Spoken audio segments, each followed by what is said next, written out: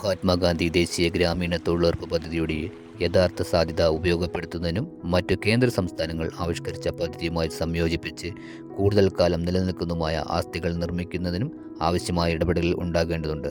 ആയതിനാൽ നീർത്തട പദ്ധതികൾ തിരഞ്ഞെടുക്കുന്നതിനും നീരുറവ് പദ്ധതി ജനകീയ വരവേൽപ്പിന് ഒരുങ്ങുകയാണ് ഇവിടെ.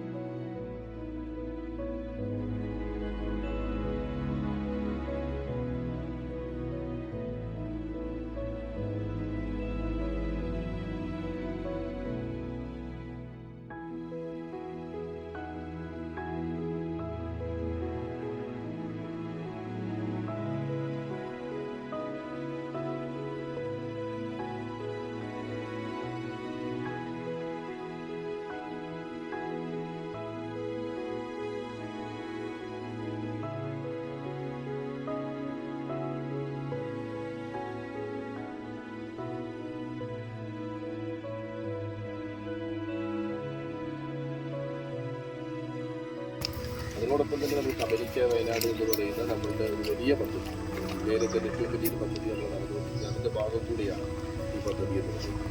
ഇടവക ഗ്രാമപഞ്ചായത്തിനെ സംബന്ധിച്ചിടത്തോളം ഈ പ്രകൃതി അല്ലെങ്കിൽ ജൈവ വൈവിധ്യം പോലെയുള്ള മേഖലകളിൽ എന്ത് കാര്യം ഏൽപ്പിച്ചാലും വളരെ കൃത്യവും ക്രിയാത്മകവുമായി ചെയ്യുന്ന ഒരു പഞ്ചായത്ത് ഭരണസമിതിയാണ് ഇടവക ഗ്രാമപഞ്ചായത്തിൽ. ഞാൻ തന്നെ എനിക്ക് തോന്നുന്നു ഒരുപാട് അത്തരം പരിപാടികൾക്കാണ് ഏറ്റവും കൂടുതൽ ഈ പഞ്ചായത്തിലുള്ളത്. നമ്മുടെ തോടുകൾ വീണ്ടെടുക്കുക എന്ന് പറയുമ്പോൾ പല ആളുകളുടെയും ഒരു ധാരണ ഇത് എന്നെ ബാധിക്കുന്ന കാര്യമല്ല എന്നുള്ളത്.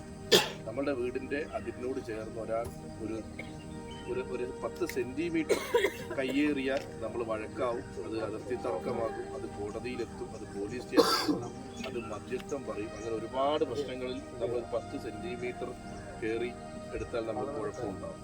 പക്ഷേ ഒരു പൊതു ഇടത്തിലൊരു തോടോ മറ്റുള്ള വസ്തുക്കളോ ആരെങ്കിലും കയ്യേറുകയോ നശിപ്പിക്കുകയോ മണ്ണിട്ട് നികത്തുകയോ ചെയ്താൽ ആരും പ്രതികരിക്കുക എന്നുള്ള സംവിധാനം പോലും നമ്മുടെ ഇടയിലില്ല. കാരണം അത് എൻ്റെതല്ല എന്നുള്ള തോന്നലാണ്. പക്ഷെ അത് എൻ്റെതല്ല, പക്ഷെ അത് എല്ലാവരുടെയും ആണ് എന്നുള്ള തോന്നൽ നമുക്ക് ഉണ്ടാക്കിയെടുക്കുക എന്നുള്ളത്. ഇപ്പോൾ വയനാട് ജില്ലയിൽ ഇപ്പോൾ നിൽക്കുന്ന എന്നോടൊപ്പം തൊഴിലുറപ്പിൽ എല്ലാ ആളുകളും ഉണ്ട്. നിങ്ങൾക്ക് ഈ വർഷം വയനാട് അനുഭവിക്കാൻ പോകുന്നത് ഏറ്റവും വലിയ വരൾച്ചയാണ്. ഏറ്റവും വലിയ വരൾച്ചയെ വയനാട് ഈ വർഷത്തിൽ അഭിമുഖീകരിക്കുമെന്നാണ് എല്ലാവരും പറയുന്നത്. അങ്ങനെ വരുന്ന സമയത്ത് ഈ തോട് പോലും നമുക്ക് വെള്ളമെടുക്കാൻ വരുന്നൊരു കേന്ദ്രമായി മാറും. അപ്പോഴാണ് ചിലപ്പോൾ നമ്മൾ പലരും മണ്ണിട്ട് മൂടിപ്പോയ തോടിൻ്റെ ഒരു പ്രാധാന്യത്തെക്കുറിച്ചും അല്ലെങ്കിൽ നശിപ്പിക്കപ്പെട്ടൊരു തോടിനെ കുറിച്ചൊക്കെ നമ്മൾ ചർച്ച ചെയ്യുക. ഈ ഇപ്പോഴത്തെ ഒരു മഴയും വെയിലിൻ്റെയും ഒരു പോക്ക് കണ്ടിട്ട് വരൾച്ചയുടെ എല്ലാ സാധ്യതയും നമുക്ക് കാണുന്നുണ്ട്. അപ്പം നല്ല നീർച്ചാലുകൾ വീണ്ടെടുക്കുക, നമുക്ക് ജലസ്രോതസ് ഉണ്ടാക്കുക എന്നുള്ളതാണ്. അത് ഉണ്ടാക്കിയില്ലെങ്കിൽ നമ്മളെല്ലാവരും അതിന് അനുഭവിക്കപ്പെടും എന്നുള്ള കാര്യത്തിൽ തർക്കമില്ല. നമ്മൾ അനുഭവിക്കാതെ നമ്മൾ പോകാൻ ഒരു സാധ്യതയില്ല. നമ്മളത് അനുഭവിക്കും എന്നുള്ള കാര്യത്തിൽ തർക്കമില്ല. പക്ഷേ നല്ല നീർച്ചാലുകൾ വീണ്ടെടുക്കുക എന്നൊരു വലിയ പദ്ധതി, തൊഴിലുറപ്പ് പദ്ധതി ഉൾപ്പെടുത്തിക്കൊണ്ടാണ് നമ്മളെല്ലാവരും.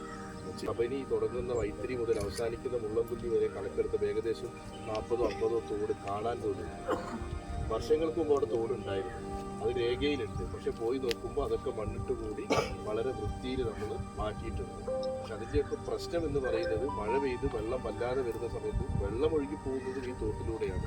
ഞാനിപ്പോൾ മഞ്ജീവിനോട് പറഞ്ഞിട്ടുള്ളൂ, മീനങ്ങാടിയിൽ സംഭവിച്ചത്. അവിടെ മഴ പെയ്തു, വലിയ മഴ പെയ്തു. അതിന് മുന്നോടിയായി അതിന് മുൻപേ തന്നെ പഞ്ചായത്ത് തോട് നന്നാക്കാൻ ശ്രമിച്ചു.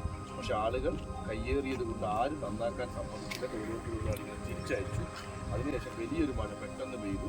അവർക്ക് ആ പ്രദേശത്തേക്ക് പോകാനുള്ള ഏക കലിങ്ക് ഈ വെള്ളക്കെട്ടിൻ്റെ ഭാഗമായി ഒലിച്ചു. ആ വെള്ളക്കെട്ടിൻ്റെ ഭാഗമായി കലിങ്ക് ഒലിച്ചു പോയപ്പോൾ ഞാനും അന്നത്തെ കലക്ടർ പോയി ഇതിൻ്റെ കൂടെയാണ് ആ സ്ഥലം സന്ദർശിച്ചത്. അന്ന് പഞ്ചായത്ത് ദിവസം ഞാൻ ഈ തോടിന് വീതി ഉണ്ടായിരുന്നെങ്കിൽ ഈ കലിങ്ക് പോലും ഇപ്പോൾ ഫലത്തിൽ പലകയിട്ട് അതിലൂടെ നടക്കുകയാണ്. ആ കലിങ്ക് ഇനി നന്നായി വരുന്നവരെ സ്വന്തം വാഹനം വീട്ടിൽ കൊണ്ടുപോകാൻ കഴിയുന്ന അടുത്ത വീട്ടിലേക്ക് മുറ്റത്ത് പറമ്പിൽ ഒരു വണ്ടി നിർമ്മിച്ച് പാലത്തിൻ്റെ അപ്പുറത്തൂടെ കടക്കേണ്ടി. അന്ന് ആ തോട് വീതി കൂട്ടിയിരുന്നെങ്കിൽ നമ്മൾ ചെയ്തതിന് നമ്മൾ അനുഭവിക്കുക എന്നുള്ളത് മാത്രമേ ഇതിനകത്ത്. പക്ഷെ ഇപ്പോൾ അവിടെ തൊഴിലുറപ്പ്